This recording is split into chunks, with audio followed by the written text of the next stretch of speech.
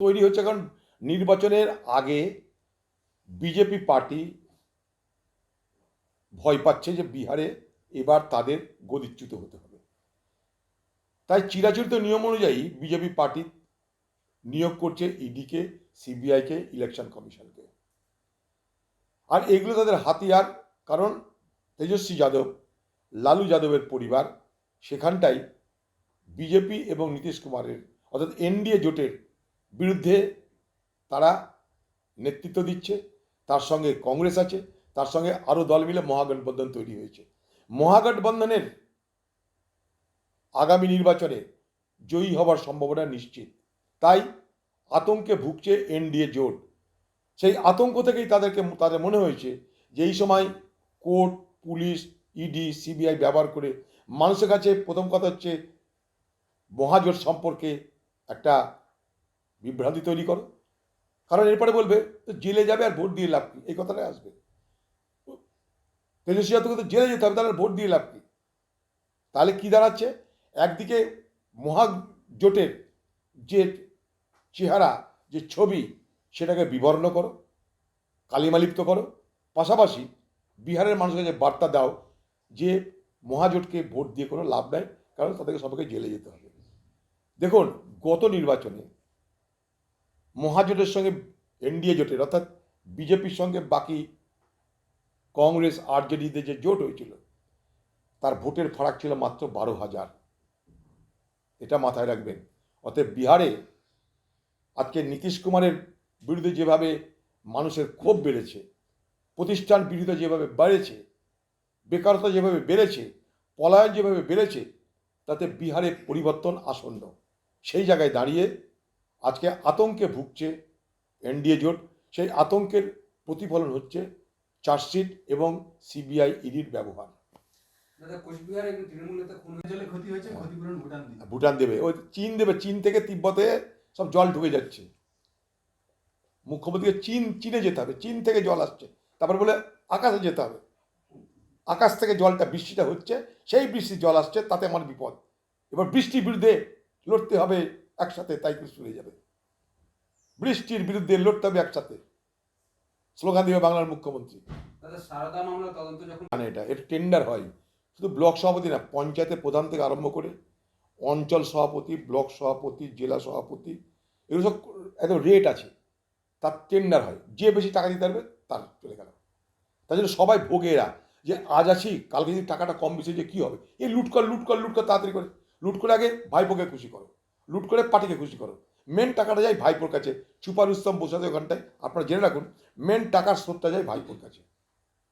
ভাইপো থেকে দিদি, তার ফান্ড সব চলে, এবং সেখানে টেন্ডার হয় রীতিমতন। মনে করুন মিউনিসিপ্যালিটির চেয়ারম্যান, তার রেট আছে, মাসে তাকে এত কোটা দিতে হবে। প্রধান, তার রেট আছে। জেলা পরিষদ সভাপতি, তার রেট আছে। প্রত্যেকের রেট বাঁধা আছে। এটা একদম এর থেকে সহজ সরল সত্য কথা কিছু হতে পারে না, কারণ মুখ্যমন্ত্রী নিজেটাকে স্বীকার করে। যেখানে সেখানে মিডিয়ার সামনে সে বলে দেয় তোমাদের ভাগ কত, পার্টির ভাগ কত। তো চুরিটা আজকে বাংলায় প্রাতিষ্ঠানিক ব্যবস্থা। এখন কয়েকদিন আগে এই মুর্শিদাবাদের বহরমপুর ব্লকেরই নগরাজল পাঁচপিরতলা বলে একটা এলাকা আছে, সেখানকার পরিযায়ী শ্রমিকরা যারা ব্যাঙ্গালোরে কাজ করতে গেছিল, সিলিন্ডার ব্লাস্ট করে তারা অগ্নিদগ্ধ হয়ে যায়। সেখানে ব্যাঙ্গালোরের ভিক্টোরিয়া হসপিটালে তাদেরকে ভর্তি করা হয়। কেউ দেখার নেই, কেউ শোনার নেই। সেখানকার স্থানীয় মানুষ তারা আমাকে ফোন করে কাঁদতে কাঁদতে বলে আমাদের পরিবারের লোকগুলোকে বাঁচান। কি করব তখন? হঠাৎ আমার মনে পড়ল মুর্শিদাবাদ জেলার ডিএম ছিলেন মিস্টার মঞ্জুনাথা প্রসাদ। তিনি পরে কর্ণাটকের চিফ সেক্রেটারি হয়েছিলেন। তিনি এখন রিটায়ার্ড। আমার সঙ্গে তার যোগাযোগ হয়েছিল কিছুদিন আগে, তার নাম্বারটা আমার কাছে ছিল। আমি তৎক্ষণাৎ থেকে ফোন করে বলি যে মঞ্জুনাথা প্রসাদজি, আপনি একটু ভিক্টোরিয়া হসপিটালে আলোচনা করে দেখুন তো এদের অবস্থা কী। তো মঞ্জুনাথা প্রসাদের নিজের বন্ধু ছিল ডক্টর শঙ্করাপ্পা, ভিক্টোরিয়া হসপিটালের ঘটনাচক্রে তিনি বার্ন দপ্তরের, অর্থাৎ যেখানে অগ্নিদগ্ধ রুগীদের চিকিৎসা হয় সেই দপ্তরের তিনি মাথা, হেড অফ দ্য ডিপার্টমেন্ট। তিনি প্রথম জানালেন যারা অগ্নিদগ্ধ হয়েছে তাদের 80% পুড়ে গেছে, তাদেরকে বাঁচানো মুশকিল। তখনই বুঝতে পারলাম এদের মৃত্যু আসন্ন। তাদের বাড়িতে খবর দিয়েছে আপনারা প্রস্তুত থাকুন, যে কোনো সময় দুর্ঘটনা বা দুঃসংবাদ আসতে পারে। এবার কি করব? একটার পর একটা মারা যাচ্ছে। প্রথমে 3, তারপরে 4, তারপরে 5, তারপরে 6, 7 জন মারা গেলেন। এইবার তখন কি করবো আমি? তারা বলছে কমসে কম ডেড বডিটা পাঠানোর ব্যবস্থা করুন। তখন আমি কর্ণাটক সরকারের যিনি স্বাস্থ্যমন্ত্রী দীনেশ গুন্ডু রাও, তার সঙ্গে আমার চেনা জানা আছে, তাকে ফোন করলাম। দেখলাম গুন্ডু রাওজি, এইরকম এরকম ঘটনা, 7 জনের এরকম অবস্থা, আপনি তাদেরকে মারা গেছে, তাড়াতাড়ি করে পোস্টমর্টম আর তাদেরকে ফেরত পাঠানোর ব্যবস্থা করতে হবে। বললে হ্যাঁ দাদা আমি করছি, আমি বাইরে আছি, যা করার আমি করছি ওভার ফোন। ওখানকার পুলিশকে বলেছে, পুলিশ ওই সমস্ত যারা অগ্নিদগ্ধ হয়েছে তাদের পরিবারের লোকের সঙ্গে যোগাযোগ করেছে, প্লেনে করে তাদেরকে পাঠানো হয়েছে 7 জনকে। এবং শুধু তাই নয়, এয়ারপোর্ট থেকে অ্যাম্বুলেন্সে করে তাদের বাড়ি পৌঁছে দেওয়া হয়েছে অ্যাম্বুলেন্সে। আমাকে গুন্ডাজি আরেকটা কথা বলেছে, কোথায় কাজ করতে গেছিল আমি তাদেরকে ধরার চেষ্টা করছি, হয় তাদেরকে আর্থিক ক্ষতিপূরণ দিতে হবে, নাহলে তাদের বিরুদ্ধে আমি আইনি ব্যবস্থা নেব। এতটা আপনাকে বলে রাখলাম, আপনি জানা আমি দেখছি, আমার উপর ছেড়ে দিন।